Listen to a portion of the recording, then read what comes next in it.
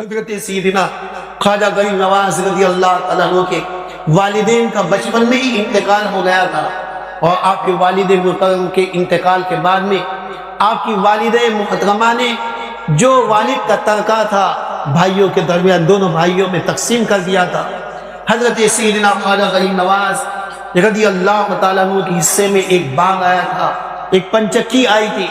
حضرت سیدنا خواجہ غریب نواز رضی اللہ تعالیٰ قرآن کریم کے حافظ تھے اور بہترین انداز میں قرآن کریم کی تلاوت کیا بہترین انداز میں قرآن کریم کی تلاوت کیا کرتے تھے۔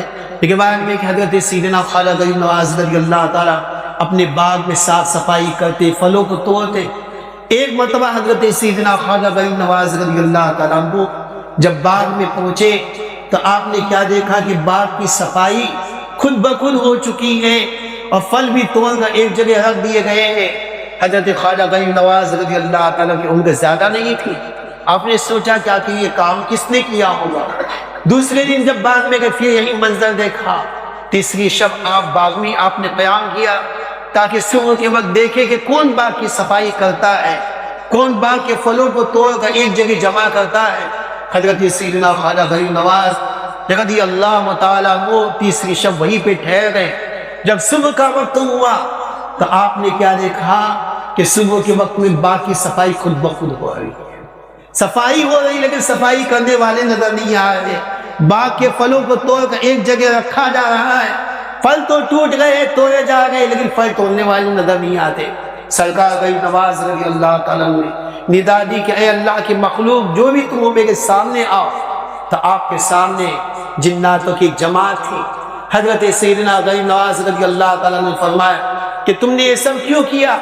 تو کہنے لگے حضور، یہ ہم نے جو کچھ بھی کیا ہے یہ اس بنیاد پہ کہ آپ کے ہمارے پر احسانات ہیں، آپ کے ہمارے پر احسانات، آپ ہمارے استاد ہیں، ہم آپ کے شاگرد ہیں۔ شاگرد کا تو کام ہی ہے کہ استاد کی خدمت انجام دینا۔ شاگرد کے لیے تو خوش نصیبی کی بات ہے کہ استاد کے کام کو انجام دے۔ حضرت سیدنا غریب نواز نے پوچھا کہ آخر میری شاگردی تم نے کیسے اختیار کی؟ کہا کہ حضور معاملہ ایسا ہے، ہم مسلمان جن ہیں، ہم بھی قرآن کریم کی تلاوت کرتے ہیں، لیکن ہمارے قرآن کریم کی تلاوت میں کہاں ہماری غلطی یہ ہم کو معلوم نہیں ہوتا تھا، لیکن جب آپ قرآن کریم کی تلاوت کرتے تھے تو آپ کی تلاوت کو سن کر کے ہم اپنی غلطیوں کی اصلاح کر رہے تھے۔ یہ سرکار غریب نواز رضی اللہ تعالیٰ کی ذات کریمہ۔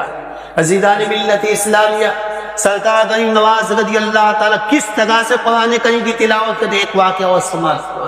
اس سے ہم کو یہ بھی درس لینا ہے کہ ہم غریب نواز رضی اللہ تعالیٰ عنہ سے عقیدت و محبت رکھنے والے ہیں، تو سرکار غریب نواز رضی اللہ تعالیٰ کی تعلیمات پہ عمل کرنا بھی ہماری ذمہ داری ہے۔ سرکار غریب نواز رضی اللہ نمازوں کی پابندی کیا کرتے تھے، ہمیں بھی نمازوں کی پابندی کرنا ہے۔ وہ قرآن کریم کی تلاوت سے محبت رکھتے تھے، ہمیں بھی قرآن کریم کی تلاوت سے محبت رکھنا ہے۔ فرماتے ہیں کہ سرکار غریب نواز رضی اللہ تعالیٰ عنہ جب اپنے استاد حضرت حسام الدین رضی اللہ تعالیٰ کے پاس میں آپ علم حاصل کر رہے تھے تو سرکار غریب نواز رضی اللہ تعالیٰ عنہ کے لیے ایک حجرہ دے دیا گیا تھا، ایک کمرہ دے دیا گیا تھا کہ جس میں بیٹھ کر کے آپ الگ سے تلاوت کر خدا کی عبادت کریں۔ تو ایک مرتبہ آپ کے طلباء کا وہاں کے طلباء کا گزر ہوا، ساتھیوں کا، تو ساتھیوں نے کیا دیکھا کہ سرکار غریب نواز رضی اللہ تعالیٰ کے حجرے مبارکہ سے روشنی نکل گئی اور روشنی نکل کے آسمان کی طرف جا رہی ہے۔ سب پریشان ہو گئے کہ کیا معاملہ، استاد کی خدمت میں آئے۔ استاد نے کہا کہ اگر دو بار ایسا دیکھو تو مجھے اطلاع کر دینا۔ پھر دوسری مرتبہ ایسا واقعہ دیکھا گیا، آپ کے استاد کو بتایا گیا، آپ کے استاد نے آ کر کے دیکھا اور دیکھنے کے بعد طلباء سے کہا جانتے ہو کہ یہ روشنی کیا ہے؟ کہا کہ نہیں جانتے۔ کہا کہ میرا معین الدین قرآن کی تلاوت کر رہا ہے، تو ان کے منہ سے جو قرآن کی تلاوت نکل گیا وہ نور بن کر کے آسمان کے طرف۔ یہ سرکار غریب نواز رضی اللہ تعالیٰ کی ذات کریمہ۔